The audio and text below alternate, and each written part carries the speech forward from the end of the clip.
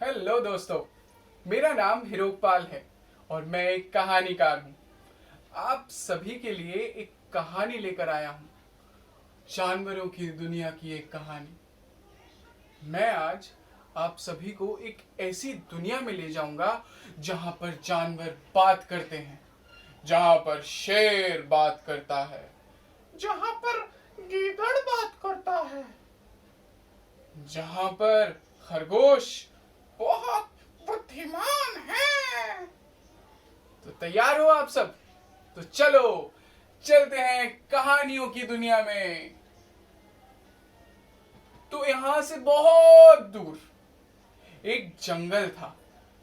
उस जंगल में बहुत सारे जानवर रहते थे। रात का वक्त था। उस जंगल में एक गीदड़ बड़ी देर से इधर उधर कुछ खाने को ढूंढ रहा था। नहीं है, यहाँ पे भी नहीं है, वहाँ वहाँ पे भी नहीं है। ओह, बहुत भूख लगी है। ओह, ओह, पास में एक गांव है, मैं वहाँ जाता हूँ। हाँ, मैं वहाँ जाता हूँ। मगर वो एक बात तो भूल ही गया। उस गांव में बहुत सारे कुत्ते रहते थे। तो जब गीदड़ वहां पहुंचा तो वो सारे कुत्ते उसके पीछे पड़ गए। हालत कुछ ऐसी हुई कि गीदड़ भूल ही गया कि उसको भूख लगी थी, उसका प्यास लगा था, और वो भागा, जोरों से भागा। आगे आगे गीदड़, पीछे पीछे कुत्ते, आगे आगे गीदड़, पीछे पीछे कुत्ते। कुत्ते भौंक रहे थे।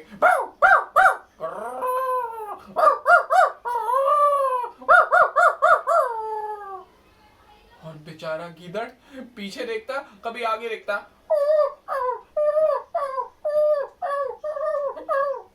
और भागता भागता भागता भागता किसी के घर घुस गया। वहां पर अपने घर से कोई नहीं निकला, क्योंकि रात का वक्त था और कड़ाके की ठंड पड़ रही थी। ओह ओह, इसी का फायदा उठाकर गीदड़ किसी के घर में घुस गया। पर कुत्ते तो अच्छे होते हैं, कुत्ते बिना बात पे किसी के घर में थोड़ी घुसते हैं। इसलिए वो बाहर खड़े रहे और गुर्राते रहे।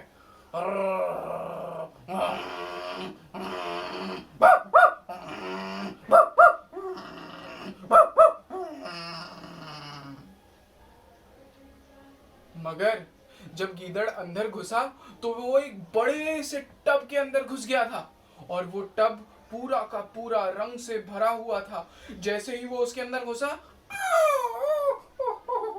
कितना ठंडा है ये! अरे बाप रे, बहुत ठंडा है, ये पानी आ गया। ओहो, बहुत ठंडा है। मैं अगर बाहर गया तो वो कुत्ते खा जाएंगे, और अगर अंदर रहा तो ठंड लगेगी।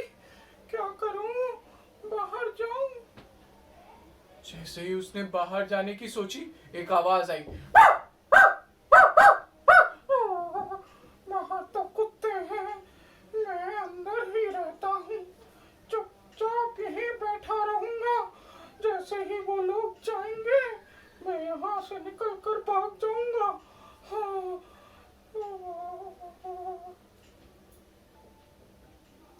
थोड़ी देर के बाद सब शांत हो गया। कुत्ते भाग गए।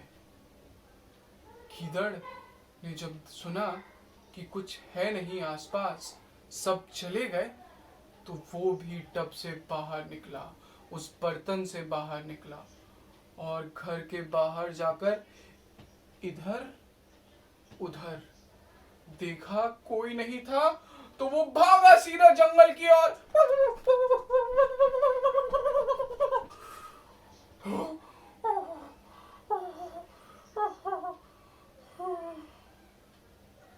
सीधा जंगल जाके ही सांस ली उसने। जब तक वो जंगल पहुंचा तब तक सवेरा हो चुका था। सूरज की रोशनी में जब उसने खुद को देखा तो चौंक गया। ये क्या हो गया? ये क्या हो गया? मेरा रंग कैसे बदल गया?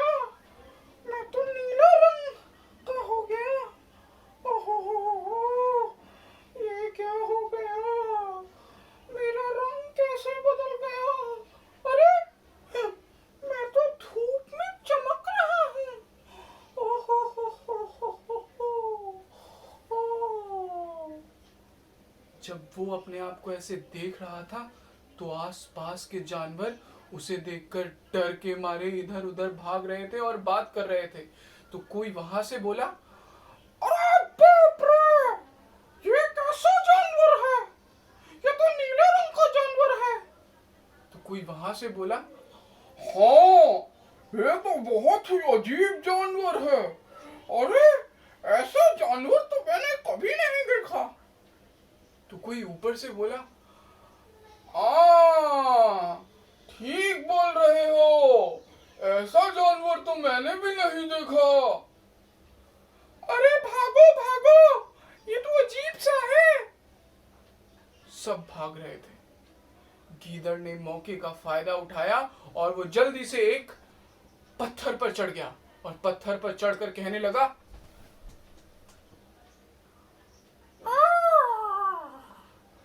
भागो मत, भागो मत, मैं तो तुम्हारा दोस्त हूँ, क्यों भाग रहे हो?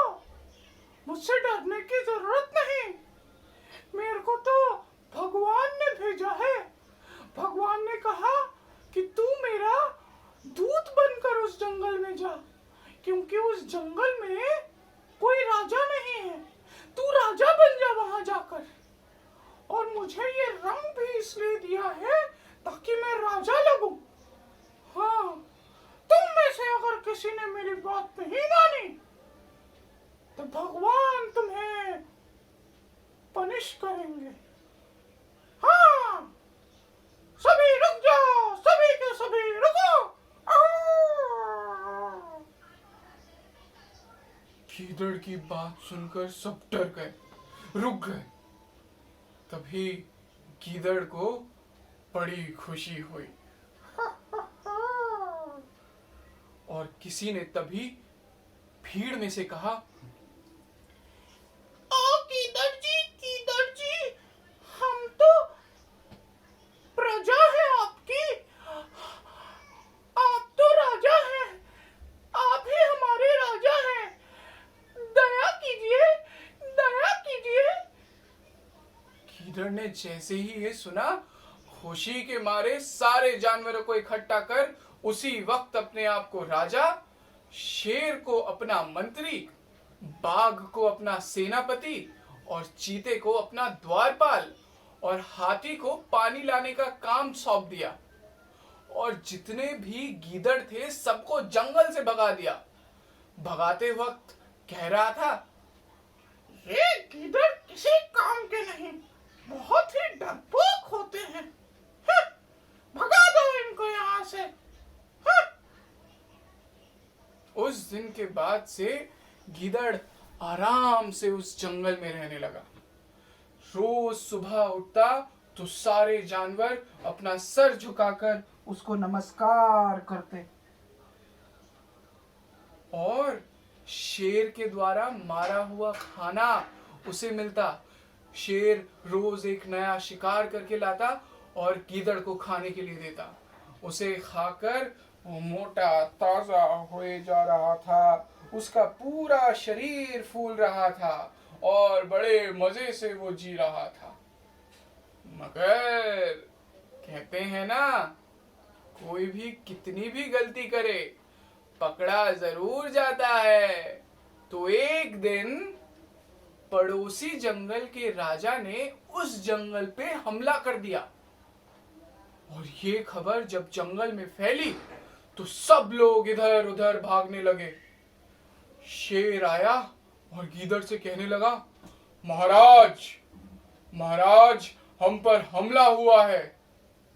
तभी बाघ आया और बाघ कहने लगा, हाँ महाराज, महाराज, दूसरे जंगल का राजा अपने प्रजा के साथ आ रहा है, अपनी सैनिक के साथ आ रहा है, आप हमारे साथ चलिए महाराज, आपके पास तो दैव्य शक्तियां हैं, उसे मजा चखाइए महाराज, चलिए महाराज चलिए। गीदड़ लड़ने की बात सोचकर ही डर गया और ऊपर से शेर से लड़ना था। शेर से कैसे लड़ेगा वो? उसका पूरा शरीर कांपने लगा, उसे पसीने आने लगे, ओह बहुत पसीने। ओह ओह नहीं नहीं नहीं नहीं नहीं नहीं।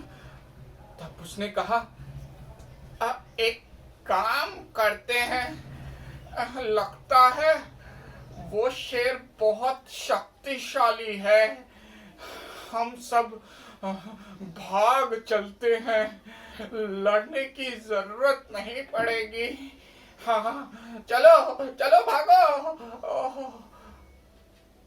जैसे ही गीदड़ ने ये कहा, सभी जानवरों को पता चल गया कि ये एक नौटंकी बाज है, ये कोई राजा वाजा नहीं है, ये कोई भगवान के द्वारा भेजा हुआ दूत भी नहीं है, ये तो एक गीदड़ है जिसके ऊपर रंग लगा हुआ है। सबने मिलकर उसे इतना मारा कि वो कहीं से लाल तो कहीं से पीला हो गया और उसे जंगल से भगा दिया। फिर वो जो मंत्री था वो वहां का राजा बन गया। उसने दूसरे राजा से दोस्ती कर ली तो उन दोनों में लड़ाई नहीं हुई। बस फिर क्या, वो उस जंगल का राजा बनकर रहने लगा।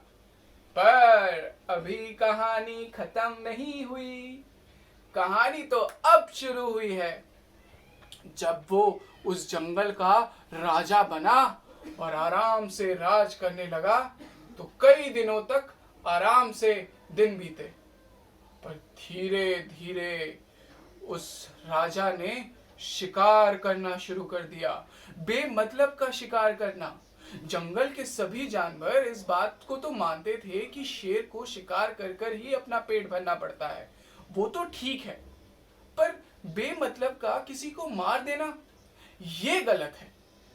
इस बात से परेशान होकर सभी जानवर इकट्ठा हुए और वो एक दिन राजा के पास पहुंचे और सभी जानवरों की तरफ से बोलने आया,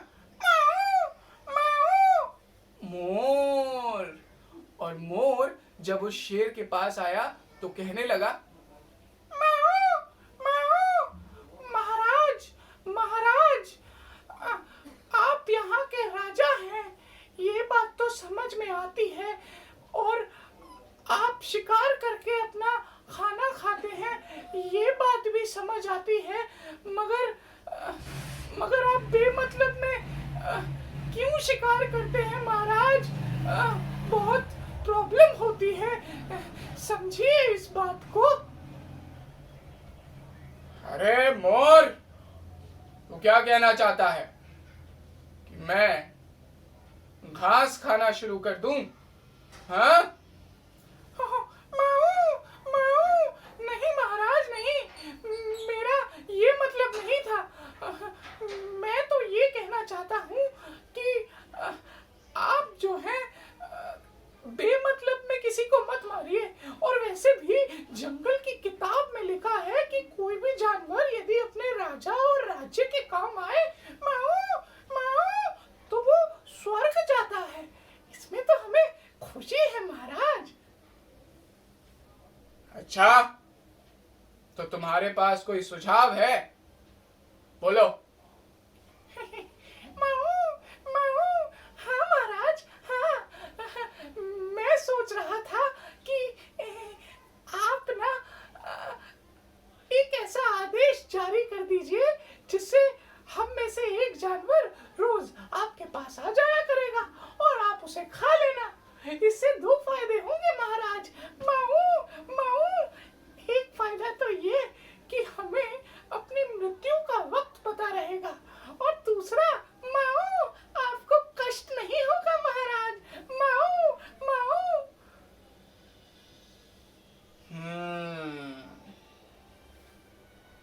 बात तो तुम सही कह रहे हो।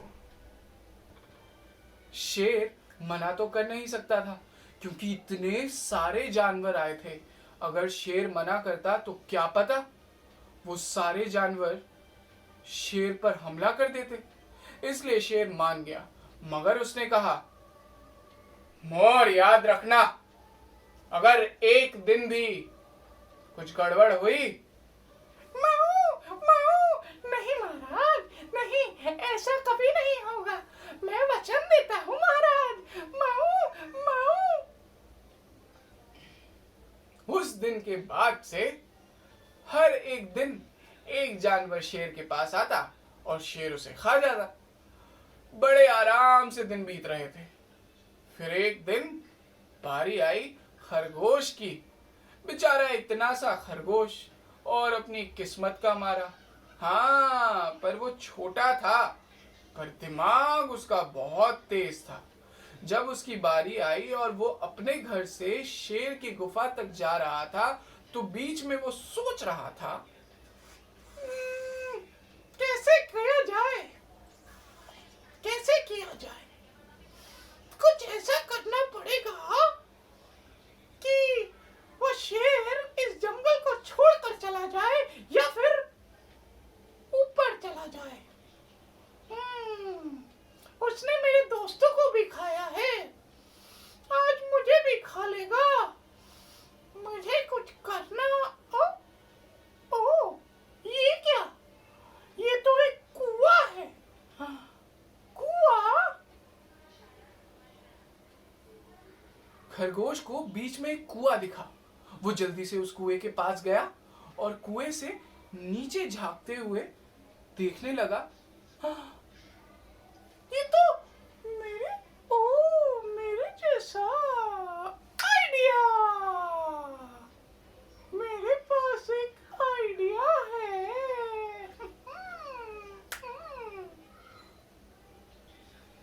ना जाने खरगोश को क्या आइडिया आया। धीरे धीरे शेर की गुफा की ओर बढ़ने लगा और दूसरी तरफ शेर, जिसको काफी देर से भूख लगी थी, गुस्से में पागल हो गया था और कहने लगा था, आज आने दो उसे। मेरे पेट में चूहे दौड़ रहे हैं और अभी तक कोई नहीं आया। हा? उसने जब खरगोश को देखा तो गुस्से से पागल हो गया और उस खरगोश को बुलाकर कहने लगा, अरे पिद्दे, एक तो तू इतना लेट आया है, ऊपर से इतना छोटा सा है।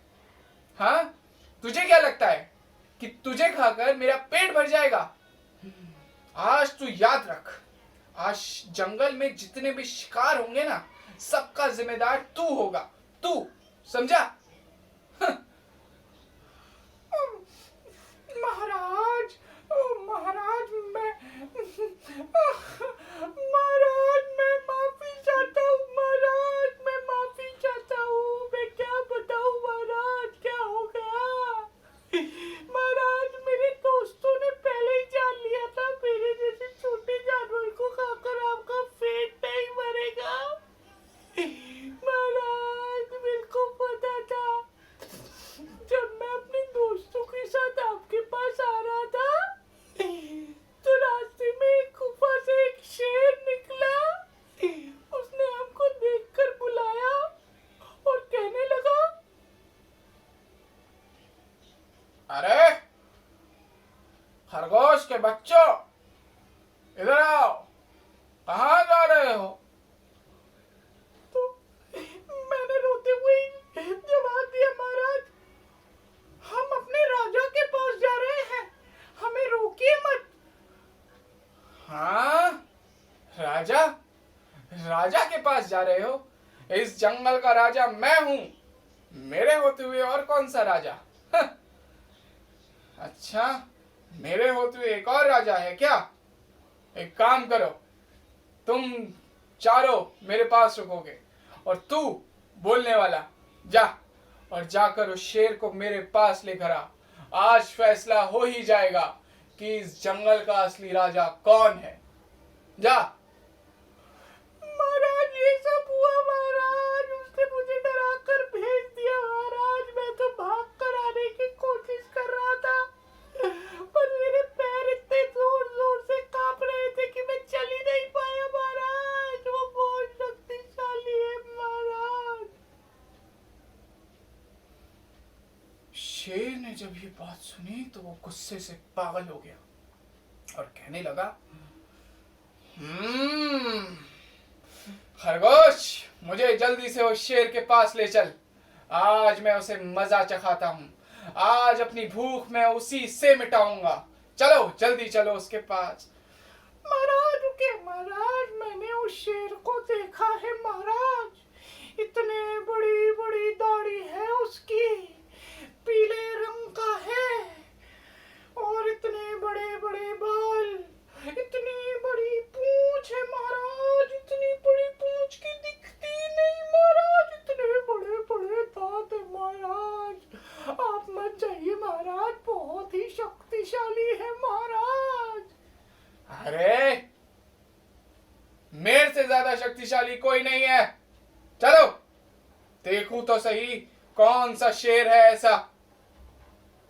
फिर क्या, खरगोश अपनी चाल में सफल हुआ और उसे अपने साथ उस कुएं के पास ले गया। उस कुएं के पास जैसे ही पहुंचे तो उसने कहा, महाराज महाराज, वो जो कुआं दिख रहा है ना आपको, उसी कुएं में रहता है वो। जाइए जाइए महाराज। अच्छा रुकिए रुकिए, यहीं पर ही खड़े होकर एक जोरदार दहाड़ मारिए, देखिए कैसे बाहर आता है। हाँ हाँ। सही कहा तुमने, अभी रुको।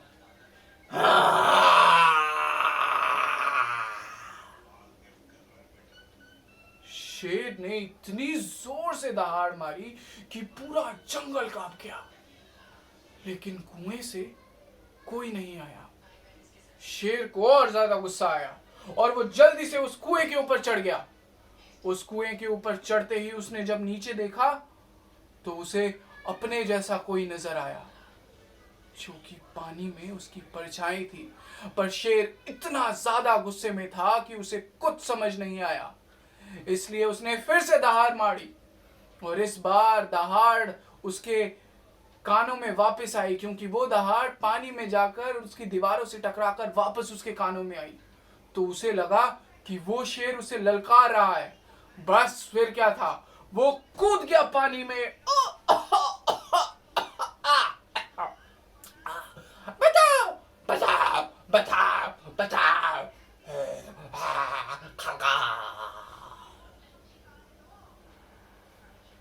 ऐसे खरगोश ने उस शेर से सबका पीछा छुड़ाया। तो कैसी लगी कहानी? अच्छी थी ना?